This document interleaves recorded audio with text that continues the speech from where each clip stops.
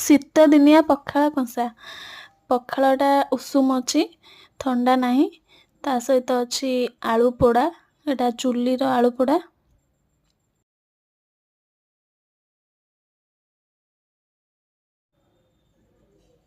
ତା ସହିତ ଅଛି ଛତୁ ପତ୍ର ପୋଡ଼ା ଆଉ ଛତୁ ଭଜା। ଶାଗ ରାଇ, ଏଟା କୋଶଳା ଶାଗ ରାଇ ଅଛି। ତା ସହିତ ଲେମ୍ବୁ, ରସୁଣ, କଞ୍ଚାଲଙ୍କାର ପାଗ।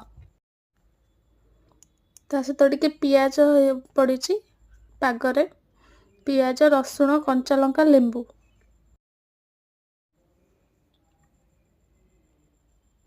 ଏପଟେ ଆଳୁଟା ମୁଁ ଚକଟୁଛି।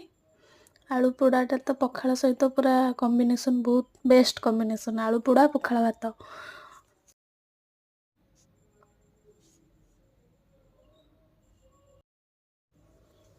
ତ ରେଡ଼ି ହେଇଗଲା ଆମର ଆଳୁ ମାନେ ଚୋଖା ବା ଚକଟା, ତା ସହିତ ଲେମ୍ବୁର ପାଗ ଆଉ ପଖାଳ ଭାତ। କେମିତି ଲାଗିଲା ପଖାଳ କଂସା ନିହାତି କମେଣ୍ଟରେ ଜଣାଇବେ।